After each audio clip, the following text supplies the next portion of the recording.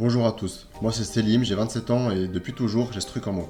Ce besoin de liberté, d'indépendance, ce rêve de construire ma vie à ma façon. Alors je me suis lancé, j'ai fait ma première opération d'achat-revente il y a un an. Ça a été un vrai succès et ça m'a mis une claque. J'ai compris que c'était possible, que je pouvais vraiment créer ma liberté, alors j'ai décidé d'y aller à fond. Aujourd'hui je continue, j'apprends, je galère, je progresse et j'ai créé cette chaîne pour tout vous montrer. Les doutes, les victoires, les erreurs. Bienvenue dans les coulisses d'un mec qui essaie de bâtir sa liberté. Bienvenue sur Mission Achat-Revente. Dans l'épisode précédent, on a super bien avancé les travaux, on a bien avancé le placo, on a isolé les combles, on a isolé tout le mur qu'on avait sur l'extérieur, donc c'est super.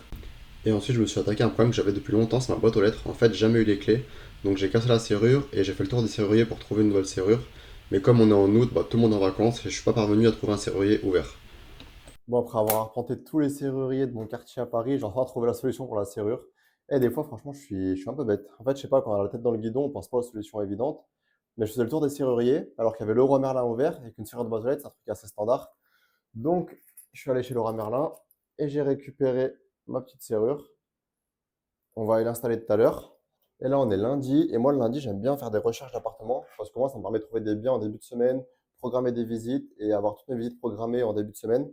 Donc j'ai trouvé deux biens qui peuvent avoir l'air intéressants. Je vais vous mettre les annonces et les infos. Mais en gros, il y en a un, il est à 69 000 euros, 10 mètres carrés, quartier Clignancourt-Jules Geoffrin. C'est le quartier où j'ai fait ma première opération, donc c'est un très bon quartier. Il n'y a pas de photo. S'il n'y a pas de photo, c'est un très bon signe, c'est-à-dire que l'appartement est vraiment dégueulasse et qui fait peur. Apparemment, il y a un Velux, donc on pourra peut-être récupérer un peu les combles comme j'ai fait avec l'appartement que j'ai actuellement. Travaux à prévoir, il n'y a pas de WC, mais possibilité de mettre des WC à l'intérieur. Donc à voir. Je vais appeler et je vais demander plus d'infos. Et un autre bien un peu particulier, celui-ci. Un peu particulier dans le sens où c'est un bien qui est squatté. Et donc il a un prix intéressant. Il est à 89 000 euros pour 13 mètres carrés. Il est squatté, donc en fait c'est un locataire actuel qui a arrêté de payer et qui refuse de partir. Le bail est résilié. Il y a une procédure d'expulsion en cours qui est suivie par huissier et versement d'une indemnité d'occupation mensuelle jusqu'à libération. Donc, en fait, il faut que j'appelle, savoir où ça en est, est-ce que le jugement a déjà été prononcé? Parce que je suis pas super pressé pour mon opération, en fait, comme je suis encore dans les travaux de l'autre. Et ensuite, il y a les délais pour la vente et tout. Donc, je vais pas récupérer l'argent de mon opération avant 3, 4, 5 mois. Donc, en vrai, si ça traîne un peu et que je peux l'avoir un prix intéressant, pourquoi pas. Bon, je passe les deux appels. On se retrouve à l'appart, je vais aller faire un petit point sur les travaux. Et je vous dis si j'ai réussi à les avoir.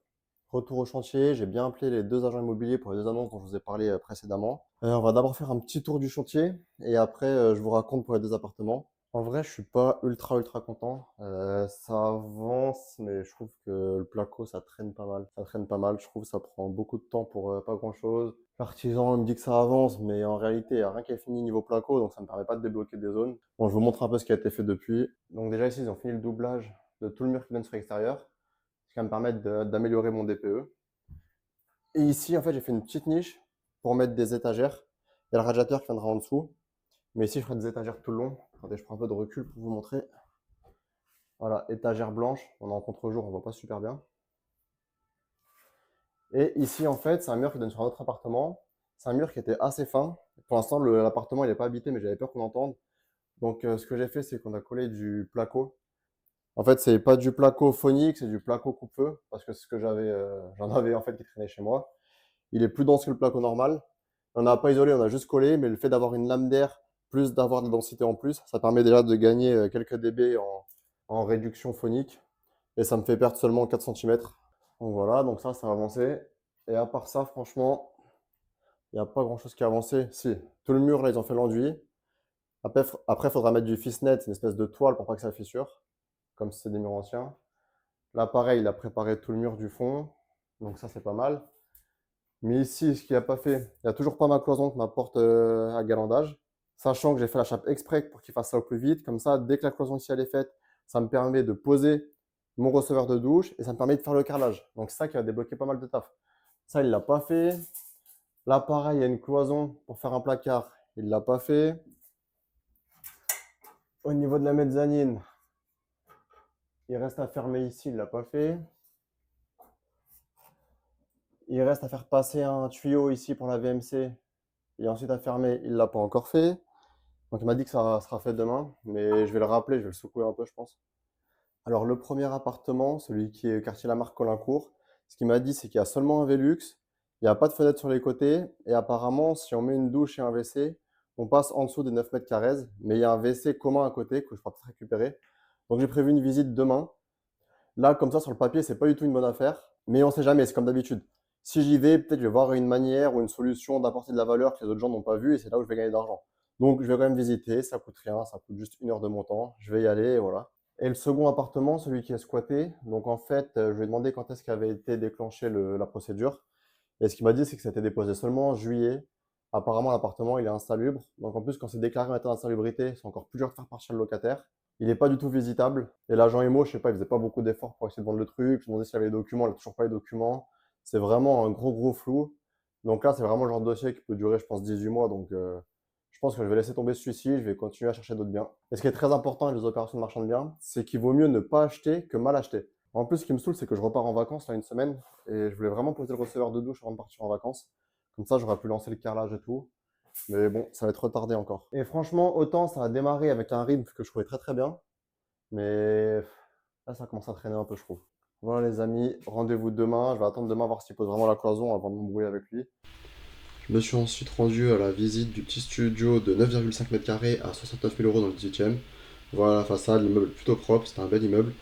Et par contre, le studio, ou plutôt la chambre, est à délabrer. Seulement un petit Velux, pas de fenêtre.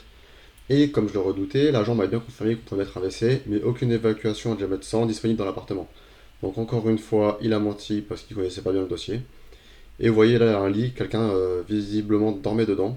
Il m'a dit que c'est quelqu'un de la famille qui s'est hébergé. Il voulait vraiment me prendre pour un con aujourd'hui. Et voilà les parties communes. Donc là on voit une évacuation en l'occurrence à diamètre 100, mais qui passe pas du tout à côté de mon appartement, donc impossible de se piquer dessus. Et les parties communes, le couloir avec l'escalier, plutôt très propre. C'était un bel immeuble, hein, il y avait beaucoup de l'eau. Bon, j'avais promis que j'allais arrêter de m'en prendre aux agents immobiliers, mais là je suis désolé, je vais devoir ne pas respecter mes promesses. Encore une fois, vous me poussez à bout, vous me forcez à m'en prendre à vous. C'est au moins la quatrième fois que j'arrive en visite, que je demande au téléphone est-ce qu'on peut mettre des WC, qu'on me dit oui. Et là j'ai bien insisté, j'ai dit vous êtes sûr, il y a bien une évacuation à diamètre 100, on peut mettre un WC, parce qu'on m'a déjà fait le coup, pas une seule fois.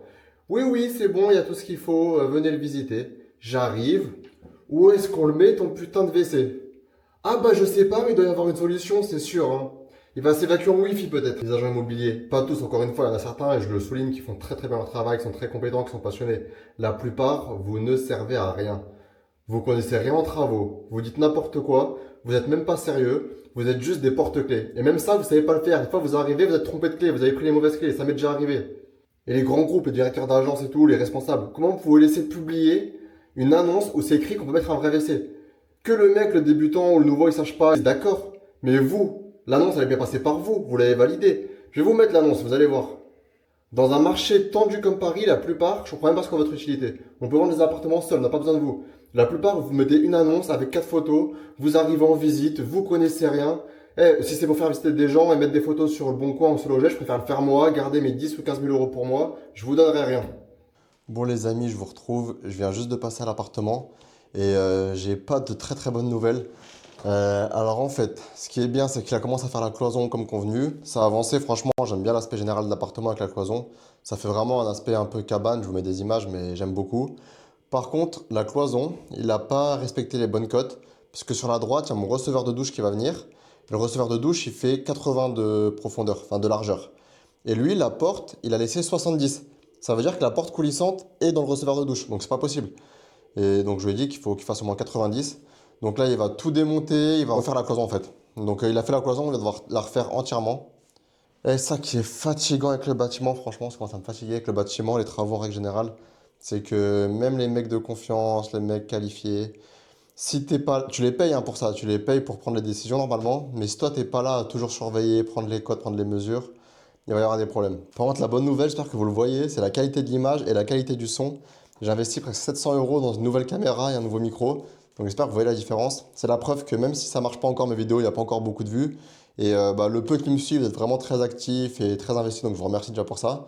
C'est la preuve que j'y crois vraiment, je suis prêt à investir dedans et je vais continuer le temps qu'il faut. S'il faut que ça prenne 2 ans, je vous montrerai mon quotidien pendant 2 ans. Et si vous voulez m'aider, juste likez cette vidéo, abonnez-vous, partagez à vos proches à qui ça peut plaire. Et voilà, hein, on va continuer le chemin ensemble.